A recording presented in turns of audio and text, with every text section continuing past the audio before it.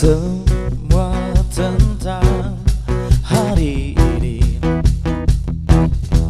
semua tentang suara kita, semua untuk yang lebih baik.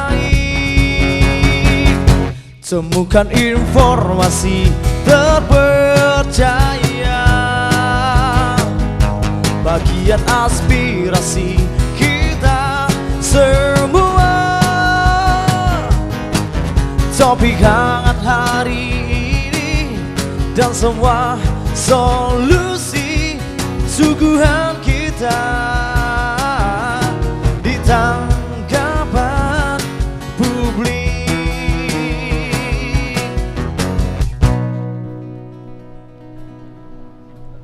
Wah, ketemu lagi nih Widya. Assalamualaikum Widya. Waalaikumsalam. Apa kabarnya Widya hari Sehat Kamis ini? seperti Sehat biasa. ya? Kalau hari Kamis harus semangat ya Bang Azril ya. Benar. Karena kita ketemu terus akan membahas topik-topik yang tentunya menarik. Bang Benar Azril. Widya. Sebelum bahas topik-topik yang Widya bilang, ini aku sebentar lagi nanti mau ngajak teman-teman nongkrong Widya. Kemana? Kayaknya aku Kemana kemarin udah lagi? pernah nongkrong di area-area sini. Ada namanya Merdeka Walk kalau nggak salah Widya. Aduh Bang Azril, udah terlambat abang Bang. Lah kenapa pula? Lapangan Abang? Merdeka atau Merdeka Walk itu udah ditutup ya Bang ya. Oh, Apalagi iya. abang pasti mau nongkrong mau makan di situ Benar, kan. Udah karena ditutup lengkap Bang. semua situ rasaku. Sudah ditutup Sudah kemarin ditutup. karena memang rencananya pemerintah Kota Medan akan merevitalisasi lapangan Merdeka. Oh gitu.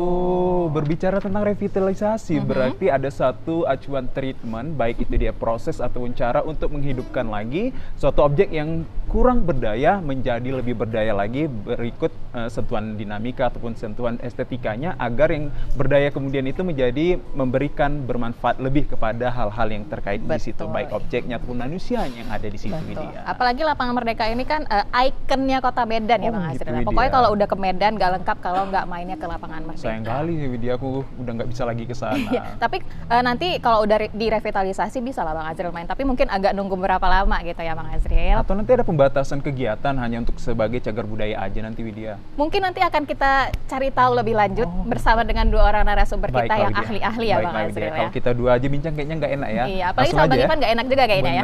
Benar Widya. Baiklah Widya, kita perkenalkan langsung ke hadapan masyarakat ataupun pemirsa semua. Kedua narasumber yang hebat telah kita hadirkan untuk berkaitan tema kita, yaitu berbicara tentang revitalisasi lapangan Merdeka Medan. Di sebelah kiri saya seorang wanita cantik, pastinya seorang ibu yang berkompeten untuk berbicara dan membahas tentang revitalisasi ini. Sebelah kiri saya lebih tepatnya ada Ibu Insinyur Mutia Fadila, Master of Engineering Science, selaku mewakili Koalisi Masyarakat Sipil Peduli Kota Medan. Assalamualaikum Bu, selamat sore, apa kabar Anda hari ini Bu? Waalaikumsalam, alhamdulillah sehat. Baik Bu, semangat hari ini ya Bu? Terang tuh. Oke, ya cantik sekali dia, Oke. pastinya berintelektual. Baik, nah kalau di sebelahnya ada perempuan cantik, ada wanita cantik, sebelah saya juga nggak kalah, ada Lengkap. bapak-bapak yang ganteng ya, harus seimbang ya Bang Azril ya. Oke, di sebelah Widya ini udah ada Bapak Endar Sutan Lubis, beliau adalah Kadis Perkim dan Penataan Ruang PKP 2R. Assalamualaikum Pak, selamat sore. Waalaikumsalam seluruh pemirsa TVRI.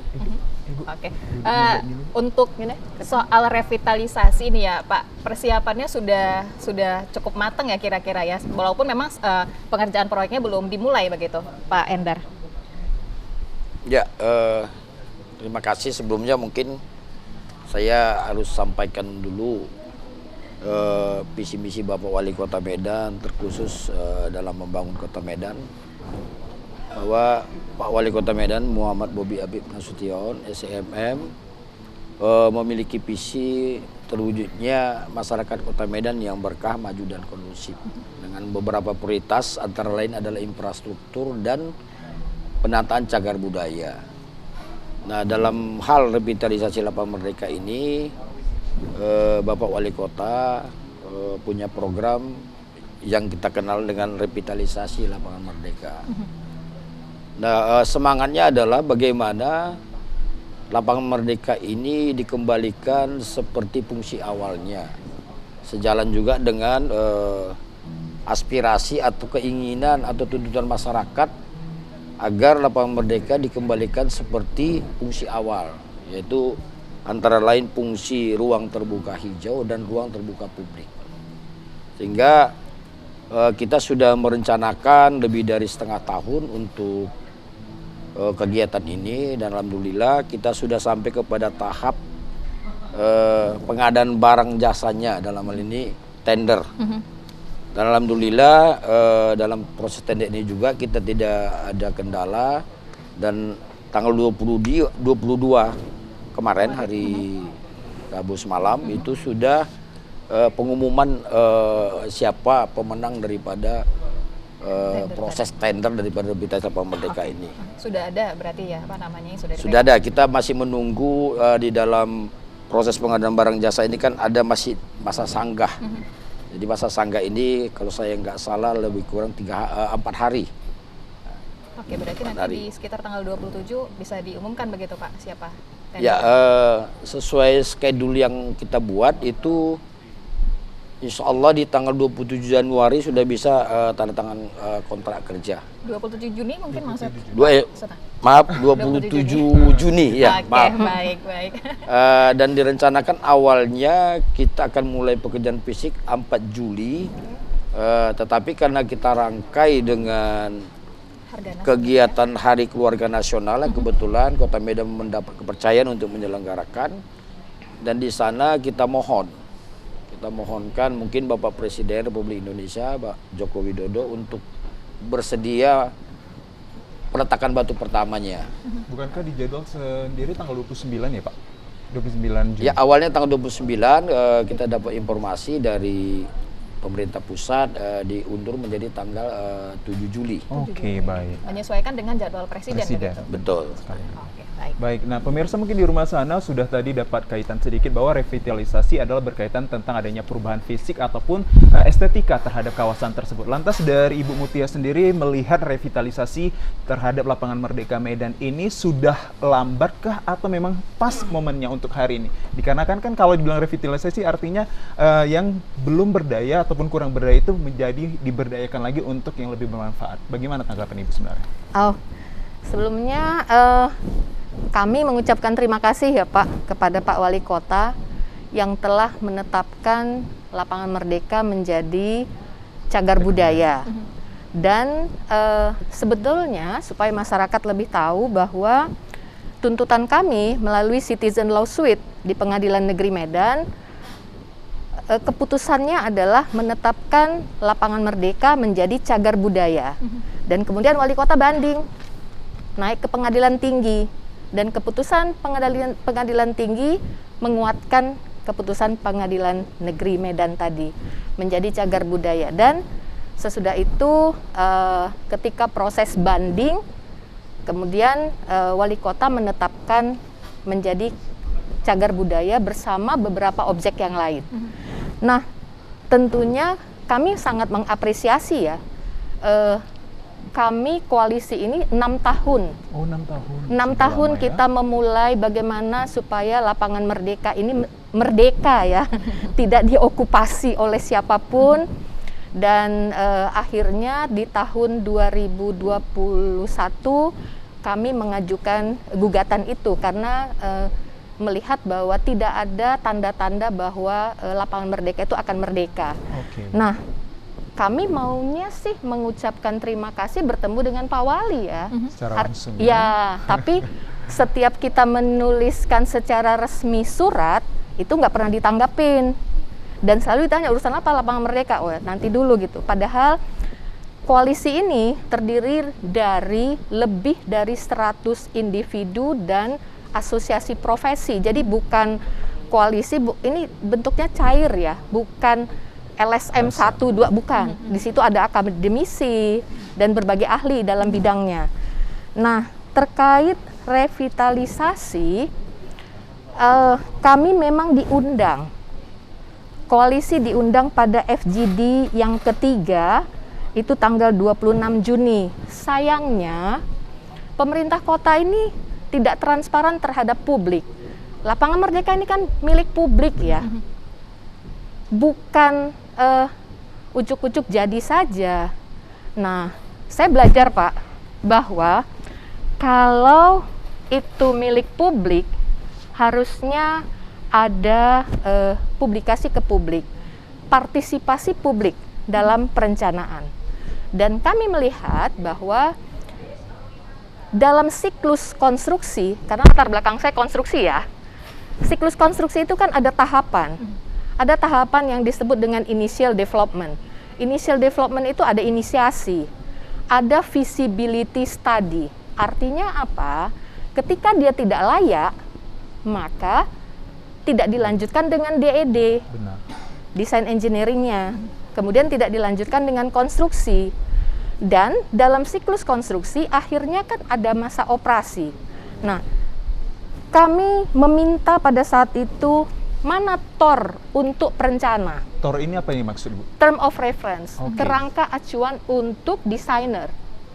Karena waktu itu di dalam satu media Pak Wali menunjukkan bahwa si A, saya nggak usah bilang namanya, dia menjadi arsiteknya. Nah, kita diundang itu tanggal 20 bulan April, tetapi kita mendapatkan TOR-nya itu sesudah Mei. Nah, kami melihat di dalam TOR, karena arsiteknya juga kita kenal-kenal ya, teman-teman kita juga. Dia mengatakan bahwa dia mengerjakan sesuai dengan kerangka acuan yang diberikan oleh pemerintah kota. Benar. Dalam hal ini Bapak ya sebagai Kadis. Tetapi di dalam TOR itu kelihatan TOR-nya asal jadi. Copy paste dari tempat-tempat lain. Nama dinasnya aja berbeda gitu loh. Apakah itu yang dipakai? Kita juga nggak tahu, karena pada saat FGD itu teman kami yang mewakili itu tidak ada protes soal itu. Kita diminta harus ada desainnya ditunjukkan gitu. Nah, kenyataannya kalau misalnya dalam konstruksi desainnya salah, pelaksanaannya benar, hasilnya kan juga akan salah kan? Tetapi kalau desainnya benar, pelaksanaannya benar, itu baru bisa benar. Tapi kalau desainnya benar, konstruksinya salah, dia akan salah. Dan ini akan berpengaruh kepada Undang-Undang Jasa Konstruksi, kan ada kegagalan bangunan. Benar. Kegagalan bangunan itu bukan hanya harus gedungnya runtuh, enggak. Dan lagi kami melihat bahwa kebijakan pemerintah kota tidak mengakomodir beberapa kebijakan pemerintah pusat. Di antaranya, Lapangan Merdeka ini nanti akan jadi TOD.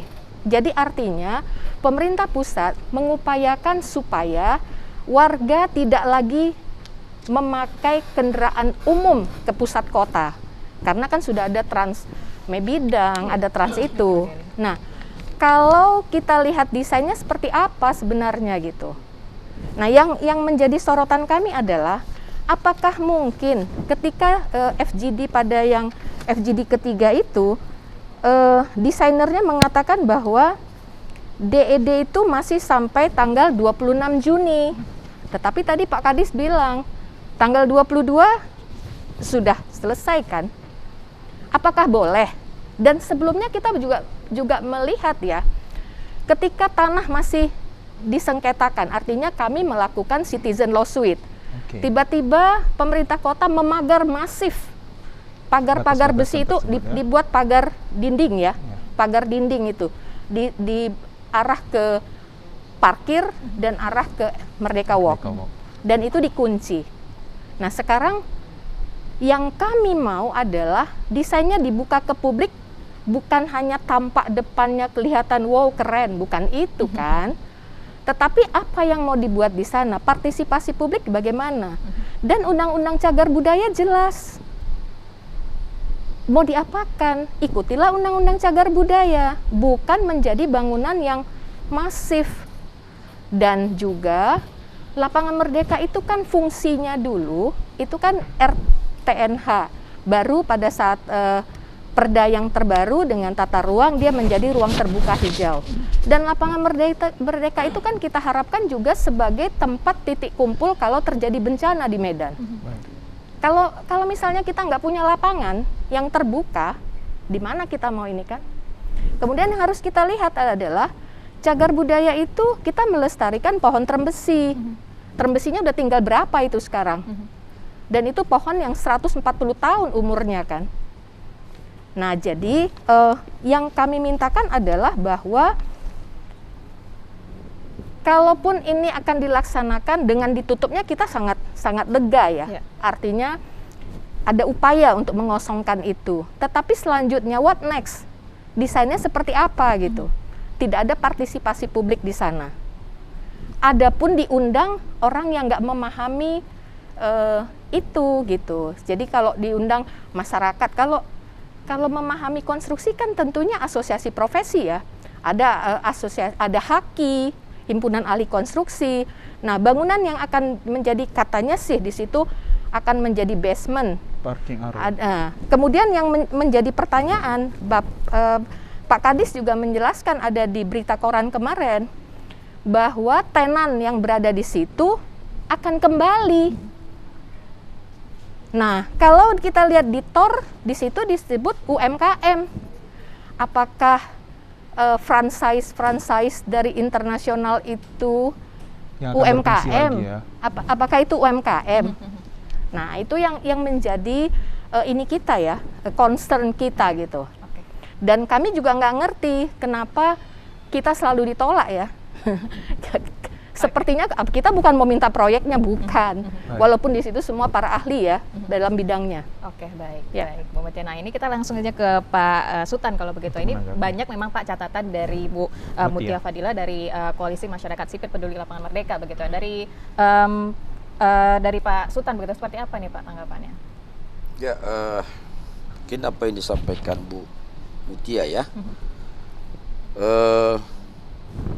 Salah satu FGD tanggal 26 Juni ya. Ini baru 23 Juni. Berarti mungkin di bulan Mei Bu ya. April Pak, April. Oh, April. Itu ya. Tadi saya dengar 26 Juni Ya, baru. menurut Ya, itunya. jadi untuk FGD ini kita sudah beberapa kali ya, termasuk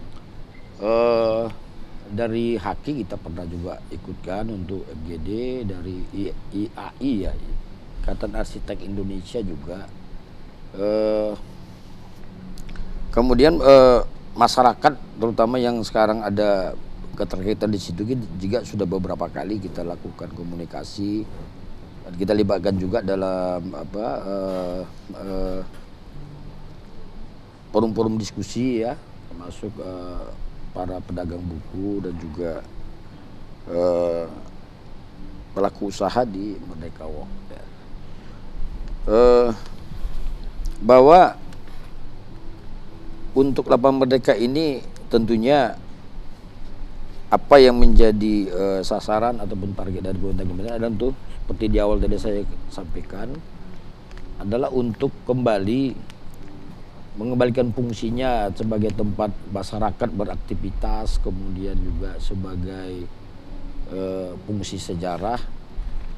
Jadi ini semua kita kombinasikan, di samping nilai sejarah juga ada, bisa juga dijadikan tempat rekreasi bagi masyarakat Kota Medan, dan untuk beberapa hal di Lapangan Merdeka itu tidak kita ganggu seperti pohon ya. Pohon itu satu pun nanti terkhusus pohon yang terem besi itu. Dan menurut catatan kami juga sudah inventarisasi ada 58 pohon yang masih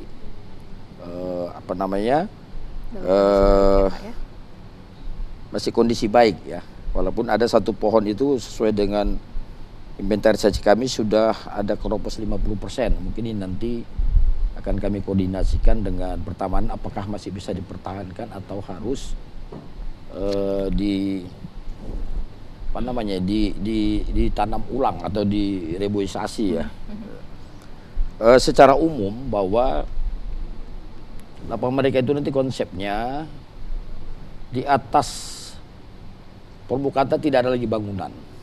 Jadi ruang terbuka hijau, ruang terbuka publik, kecuali untuk lokasi upacara. Itu pun tidak seperti pendopo itu. Dia nanti hanya seperti, kalau kami sebut namanya sekaligus juga bisa difungsikan sebagai panggung rakyat.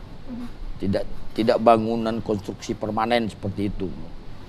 Atau lebih sederhananya kita buat seperti tenda aja dia. Tapi didesain supaya secara estetika dia menyatu dengan Lapangan Merdeka itu sendiri. Kemudian dari sisi lain juga kita sudah rencanakan sematang mungkin, termasuk masalah mengantisipasi genangan air atau banjir lapangan merdeka itu juga kita sudah rencanakan dengan matang. Kita lakukan beberapa simulasi dan juga nanti ini terkoneksi juga dengan kegiatan penataan Kota Lama Kesawan, sehingga sistem drainasenya juga nanti menyatu dengan itu, dengan tentunya dengan perhitungan-perhitungan teknis yang secara teknis sudah bisa kita prediksi akan aman dari sisi genangan airnya. Kemudian nanti fungsinya juga bukan kita peruntukkan untuk pelaku usaha di Merdeka Walk, itu hanya kompensasi karena Merdeka Walk itu memiliki perjanjian dan permintaan Kota Medan sampai tahun 2025. 2025, yang artinya Jadi, masih ada 3 tahun kompensasinya, lagi ya? seperti disampaikan oleh Pak Wali pada beberapa momen, nanti diberi kesempatan kepada mereka kalau ingin masih berusaha di lapangan Merdeka, tentunya di basement. Oke. Di basement itu terdiri dari di samping tempat-tempat untuk usaha, tenan-tenan, Dan UMKM yang juga mayoritas bisa ya, Pak? akan diperuntukkan untuk UMKM. Benar, baik. Kemudian juga nanti di dalamnya juga ada teater, bioskop, juga ada dua bioskop, 2 studio. Ampas Studio kalau saya nggak salah, Ampas Studio. Nah, baru selebihnya itu adalah lahan parkir. Kemudian lapangan Merdekanya sendiri tidak ada pekerjaan di lapangannya itu, yang lapangan sekarang itu tidak diapa-apain. Oke. Itu hanya tapi tetap ditata dia, tetap dengan ada Dikelola beberapa dengan baik lagi ya, tempat Pak? Ada jogging sentuhan-sentuhan tracknya, manisnya semua ya? masih ada sintelbannya. Intinya Dan tetap tidak ada menjadi pekerjaan sebuah lapangan konstruksi gitu ya? khusus di lapangan. Oke. Jadi yang kita kerjakan adalah di sekeliling lapangan Merdeka dengan luasan lebih kurang 49.800 meter persegi. Tapi tengahnya itu tidak ada pekerjaan konstruksi di bawah. Masih Paling mempertahankan keasliannya, menata Pak? lapangannya mungkin, rumputnya diganti. Oke. Ya. Dan mungkin pendoponya Mungkin juga tadinya ya, Pak, ya? ada sudah paping-paping blok itu kita kembalikan hijau Oke, gitu. Baik. oke. Sintelban tetap ada semua. Baik, Untuk tahan tempat dulu Pak sebagai, Endar Lubis. sarana olahraga. Baik, terima kasih Pak Endar Lubis. Mungkin nanti kita akan bertanya lagi untuk menanggapi tadi apa yang dikatakan Bu Mutia terkait apakah franchise-franchise seperti franchise internasional tersebut termasuk UMKM yang akan diberlakukan setelah nanti revitalisasi ini dibangun. Tapi sesaat lagi Widya, kita persilahkan dulu kepada kedua narasumber kita untuk mencicipi manisnya teh manis hari ini dan di sore hari ini. Namun kita saksikan dulu penampilan dari Bang Ivan yang akan menghibur kita dengan suara emasnya hari ini. Silakan Bang Ivan.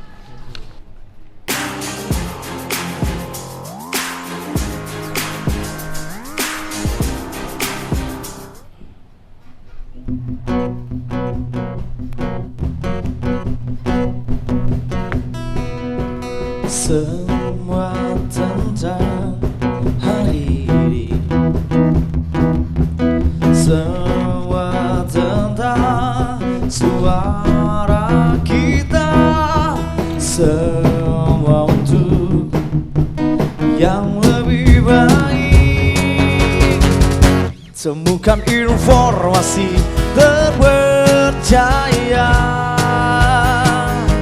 bagian aspirasi kita semua. Topik hangat hari ini dan semua solusi suguhan kita di tanggapan publik.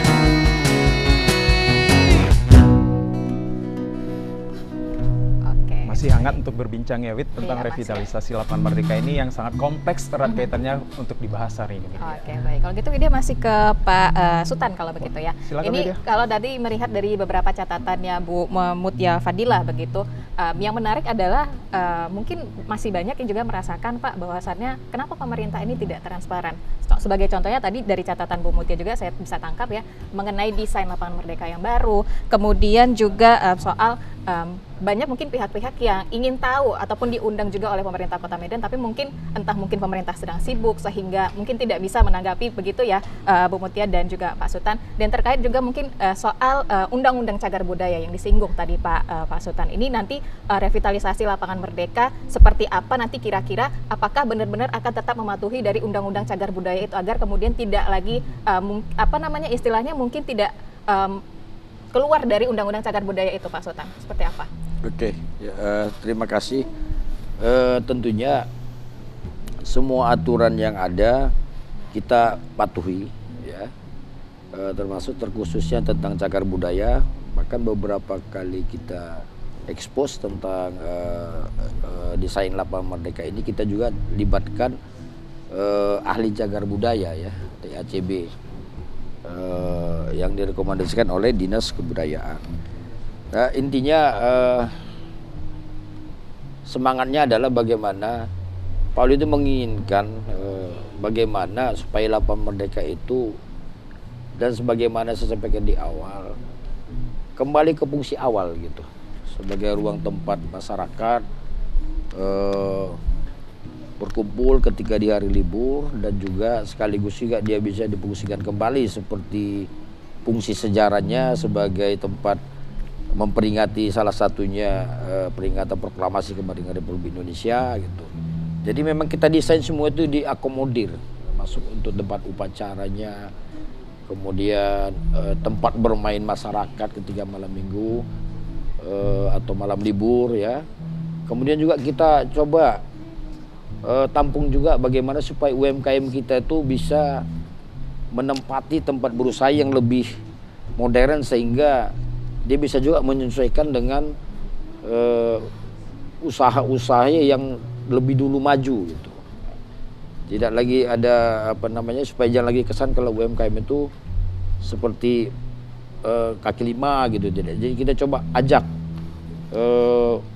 pelaku UMKM juga coba berkompetisi atau bersaing dengan pengusaha-pengusaha yang lebih awal sudah maju. Lagi seperti kata Bu Mutia tadi tentang pengusaha yang go internasional lah gitu, ya. Franchise. Di selama ini kan ada McD ya Bu, ya, McD, Starbucks gitu, ya. Jadi mereka ini kitanya karena masih keterikatan aja, bahwa kita masih terikat kontrak BOT antara pemerintah Kota Medan dengan, bukan Tenan ini sebenarnya, dengan salah satu pengelola yang namanya PT Orange Indonesia Mandiri. OIM, bahwa ya, Pak? kontrak mereka itu sampai tahun 2025. Para tenan ini kan berkontrak ke OIM itu. Tentunya kita juga tidak boleh merugikan, ya. Apalagi di sana ada perusahaan asing yang mengikat pekerjaan, nanti kan jadi citra negara kita juga jadi jelek. Sudah ada perjanjian tapi engkar terhadap janji itu gitu. Dan kita memang sudah tawarkan kemarin untuk relokasi sementara ke Taman Dirisweri, tapi kemungkinan para tenan itu yang saya dengar informasi, ya, mereka lebih memilih berhenti sementara dulu. Oke, semua tenan itu, Pak. Ya, Sutan. dan kebetulan mereka ini kan juga punya Cabang-cabang. cabang, lain, ya. jadi mereka coba tarik dulu karyawannya ke Cabang-cabang tersebut. Nah, itu informasi yang saya peroleh, ya, tentang kebenarannya. Tentu saya harus klarifikasi lagi. Saya terima informasi ini dari pengelola Merdeka itu sendiri. Jadi yang dilakukan oleh pemerintah Kota Medan melalui Bapak Wali Kota kita, Bapak Wali Kota itu hanya menginginkan bagaimana lapangan Merdeka itu bermanfaat bagi masyarakat dengan tanpa merusak nilai-nilai atau estetika yang ada di lapangan Merdeka itu sendiri. Bahkan Bapak Wali Kota juga menata kembali Kota Lama Kesawan. Jadi nanti memang dikembalikan ke awalnya nih, kawasan itu nanti. Termasuk mungkin Ibu juga udah tahu tentang gedung Warren Heights juga akan ditata ulang. Sekarang juga sedang, nanti mungkin itu ke Ibu nanti kami ikut kami ajak untuk berdiskusi juga tentang Warren Heights. Dan perlu saya sampaikan tidak ada niatan kami tidak untuk melibatkan itu, ya. Tapi memang ini karena mau percepatan gitu, ya, percepatan Tapi secara individu tetap kita libatkan. Baik. Terkhusus TACB itu ya, tenaga ahli cagar budaya. Tetap kita minta masukan. Bahkan di tim konsultannya itu TACB itu ikut gitu. Jadi melalui kesempatan ini mungkin Bu, dari komunitas mungkin nanti ke depan akan kami lebih aktif. Karena banyak lagi program-program mungkin yang nantinya menjadi prioritas Pak Wali Kota Medan. Ini mungkin baru awal ya. Ada beberapa program strategisnya terkhusus di bidang infrastruktur yang berkaitan dengan kami, antara lain misalnya nanti revitalisasi Stadion Teladan. Nah, itu juga ada cagar budaya di sana. Nah, depannya itu kan cagar budaya. Baik. Kemudian revitalisasi kebun bunga juga, bahkan nanti kita juga akan melakukan penataan kota lama Labuhan dan Belawan. Akan ada banyak nanti ya Pak setelah lapangan merdeka Iya, ya? ya Pak ingin menata itu semua supaya ada ikon dari Kota Medan. Baik. Baik. Juga ada Islamic Center nanti. Yang kita tahu Islamic Center ini juga sudah dari beberapa tahun yang lalu. Alhamdulillah pada masa Pak Wali ini akan mulai dieksekusi. Baik. Tahun ini juga akan kita lakukan proses pembangunan. Dan satu lagi untuk UMKM juga akan kita bangun gedung kolaborasi UMKM di USU, UMKM Square. Baik. Nah, itu kebetulan kolaborasi dengan USU. USU mau minjamkan tanahnya untuk UMKM Square. Nah, jadi nanti di-combine di sini antara pengusaha yang udah maju dengan UMKM supaya dia belajar.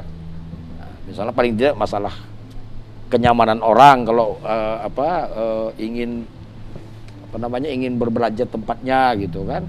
Jadi supaya dia bisa berkompetisi dengan pengusaha-pengusaha yang sudah maju terlebih dahulu. Baik Pak Endar. Nah ini kalau kita lihat tadi dari penjelasan singkat dari Pak Endar Lubis ini berkaitan keberpihakan dari Pemko Medan dan juga Pak Kadis ini sebenarnya untuk kembali lagi ke masyarakat agar bisa revitalisasi ini cepat untuk digunakan kembali sedia kalanya. Namun yang menjadi kendala ataupun transparansi ini adalah visibility study seperti kajian-kajian terhadap proyeknya ini seperti apa dan juga bagian-bagian pengerjaannya ini seperti apa nantinya. Itu yang menjadi acuan pertanyaan dari Ibu Mutia sendiri kepada pemerintah Kota Medan melalui Pak Kadis. Sebenarnya untuk dari melihat segi visibility study ini dari Ibu Mutia sendiri melihatnya sudah seperti apa, sejauh apa sebenarnya visibility study yang diinginkan oleh pemerhati peduli Kota Medan ini sebenarnya Ibu? Kalau visibility study itu kan harusnya dilakukan sebelum benar. Sebelum desain. Nah, visibility study ini kan banyak yang akan diuji ya. Kelayakannya maksudnya itu ya? Mulai dari teknis, non teknis, sosial, lingkungan. SDM-nya dalam? Itu termasuk ya di dalam itu. Jadi termasuk cagar budaya tadi gitu. Jadi visibility study-nya ini ada nggak ya? Supaya kita juga tahu udah dibuat nggak? Karena kalau misalnya visibility study-nya dikatakan tidak visible, ngapain kita lanjutin kan gitu? Tidak layak artinya ya? Iya, tidak layak. Dan bukan satu aspek ya. Yang saya belajar itu ada 9 aspek yang harus ditinjau gitu. Jadi bukan ujuk-ujuk langsung DED tunjuk siapa desainernya, bukan gitu kan. Harusnya bukan begitu. Gimana dari Pak lebih sendiri? Adakah Pak visibility study-nya itu Pak Endar? Ya, secara mandiri ada kita buat visibility study-nya. Transparansinya seperti apa Pak agar kami sebagai pemerhati juga masyarakat sipil ini tahu akan bentuk dari revitalisasi ini sebenarnya? Ya, dalam membuat FS-nya kita secara mandiri, kita itu tadi saya sampaikan, kita undang ahli-ahlinya. Karena kita berkejaran dengan waktu ini sebenarnya, tapi bukan itu alasannya. Kita mau percepatan ya seperti saya katakan tadi. Kalau kita pihak ketiga kan ada lagi proses dari penyedianya juga untuk mengadakan suatu konsultan saja sudah butuh waktu 2 bulan kan. Nah, itu baru menentukan konsultannya saja. Nah, belum lagi dia bekerjanya. Karena kita adopsi juga bagaimana perencanaan dari RPIP Kota Lama Kesawan ini, makanya kita lebih cenderung kepada tenaga ahli individu untuk membuat perencanaan secara masing-masing sesuai keahlian bidangnya gitu. Tapi dengan satu tim leader. Dari konsolnya ada tim leadernya, kemudian ada ahli elektrik, ada ahli plumbing, ada ahli drainase, ada ahli struktur, dan semua ahli landscape, ahli arsitektur semua. Ada dilibatkan dalam hal ini. Dan juga setiap ada sudah desain yang sudah kita buat, itu kita diskusi lagi, termasuk melibatkan mungkin Bu Mutia nanti ke depan kami mungkin nggak terinformasi siapa sebenarnya yang berkompeten untuk diajak berdiskusi. Sehingga mungkin itulah salah satu kelemahan kami tidak terinformasi gitu, bahwa ini harus terlibat ini gitu. Adanya misconception ya Pak. Ya, tapi tidak ada keinginan ataupun niat kami untuk menutupi, tidak. Kami cukup transparan. Karena itu toh untuk kepentingan seluruh masyarakat Kota Medan, bukan untuk kepentingan Pemko sendiri atau Pak Wali sendiri, tidak. Ini untuk kepentingan kita bersama.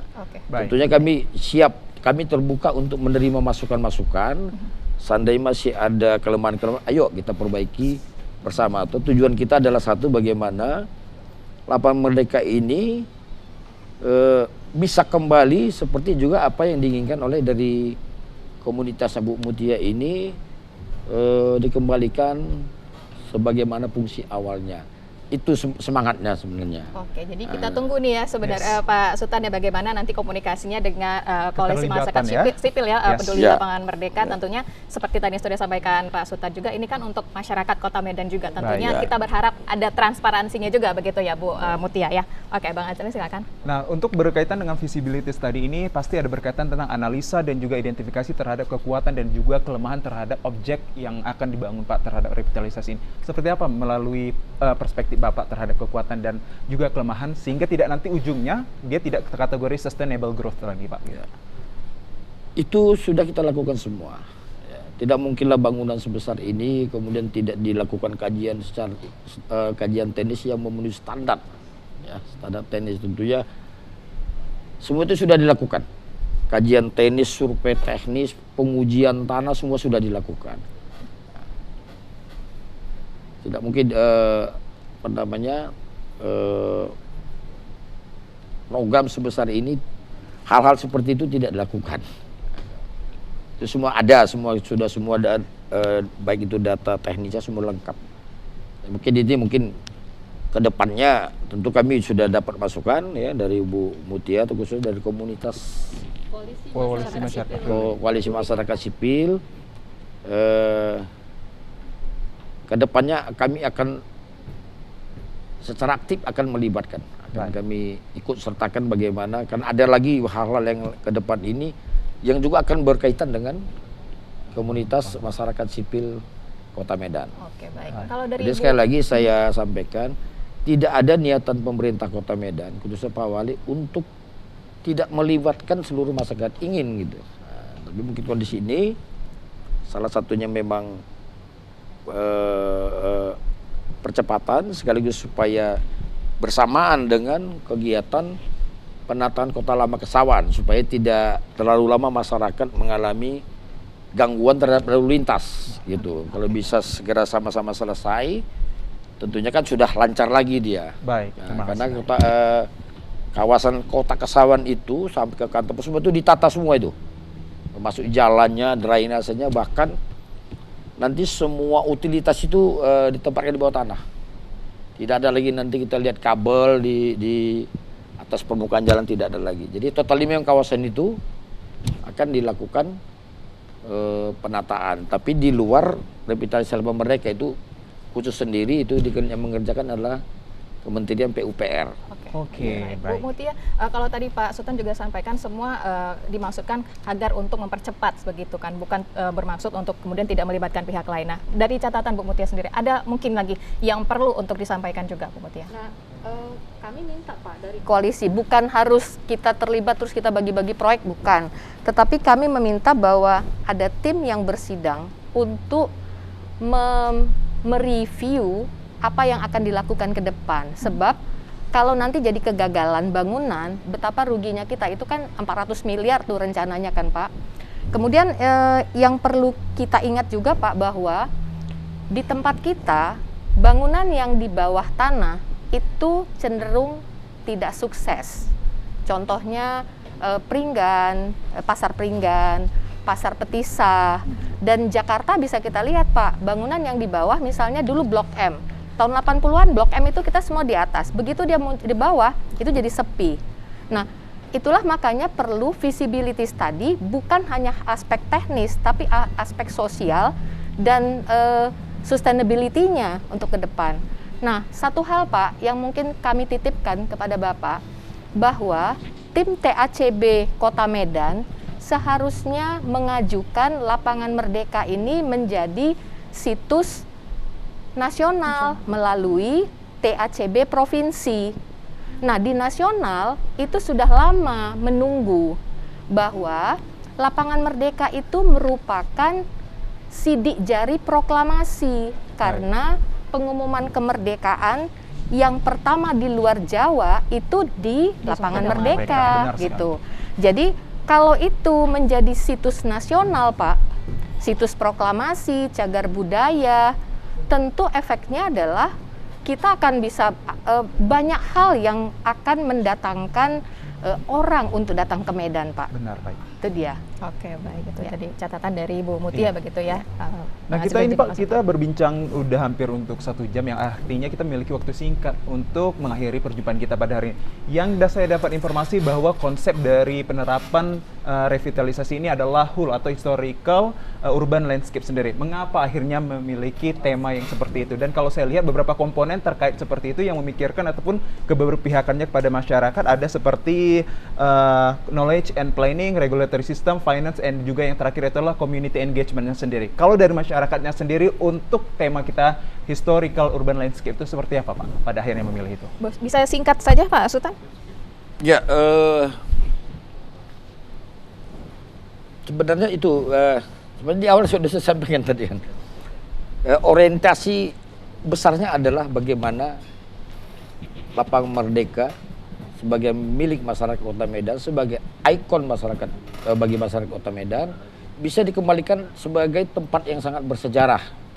Karena di sana sendiri proklamasi kemerdekaan di Sumatera Timur ini dicetuskan. Oke, berarti masih mempertahankan tentang kearifan lokalnya sendiri ya Pak ya. Baik. Ya. Oke, baik. Mungkin untuk kedepannya Bu Mutia, apa mungkin pesan yang ingin disampaikan lagi kepada Pemko Medan agar pelaksanaan revitalisasi ini, kalaupun memang terjadi nanti terselenggara gitu di tanggal 4 atau 7 Juli, peletakan batu pertama oleh Presiden, seperti apa kemudian pesan dari Bu Mutia? Nah, kan konstruksi belum berjalan ya. Kalau konstruksi sudah bekerja, itu ada yang disebut dengan point of no return. Kita nggak bisa kembali kalau udah dipakukan di sana, nggak bisa kembali. Nah, kalau dia masih di awal, masih desain, perubahan-perubahan masih bisa kita lakukan. Jadi jangan khawatir Pak. Nah, yang kami harapkan bukan peletakan batu pertama untuk bangunan masif di sana, tapi penarikan batu terakhir. Oke. Jadi kita semua bisa clear bahwa itu adalah kembali ke esplanade, kemudian orang bisa belajar sejarah tentang apa-apa yang pernah terjadi di sana. Ya, gitu. itu yang penting sebenarnya. Ya. Baik, menarik sekali Widya. Artinya revitalisasi yang akan mungkin direncanakan di awal Juli ini adalah untuk keberpihakan ataupun keberlangsungan kegiatan masyarakat agar kembali lagi seperti sedia kalanya untuk tetap mempertahankan historical dari Kota Medan sendiri, tetap menjadi esplanade ataupun alun-alun kota sendiri tadi seperti yang kata Ibu Mutia tadi. Kalau dari Widya sendiri, bagaimana untuk tanggapan menutup perjumpaan kita terkait revitalisasi? Oke, Widya sebenarnya mendukung apapun yang itu terbaik untuk Kota Medan. Tapi ingat, kembali lagi kita sebagai masyarakat Kota Medan, kita boleh untuk mengkritik kemudian begitu kan, untuk kebaikan masyarakat, untuk kebaikan Kota Medan juga. Kita berharap tentunya Lapangan Merdeka benar-benar bisa kembali lagi ke fungsi awalnya begitu ya Bang Azril ya, sebagai cagar budaya. Tentunya kita juga harus nih belajar sejarah mengenai Lapangan Merdeka dan juga Kota Medan. Baik, dan tentunya tidak menutup kemungkinan untuk modernisasi juga sebenarnya Bang Azril ya. Sentuhan-sentuhan manisnya ya Widya. Betul. Sepertinya Widya, sebelum kita mengakhiri jumpa kita akan Bang Ipan menyembahkan lagu, kita terlebih dahulu kita suguhkan lagi untuk Bapak Ibu ini mencicipi manisnya teman kita hari ini ya. Terima kasih Pak Sultan. Kita ucapkan terima kasih Pak Endar Lubis dan juga Mutia dan juga pemirsa. Kita ketemu lagi di sesi berikutnya yaitu pada hari Kamis depan. Terima kasih, selamat sore. Silakan Bang Ipan.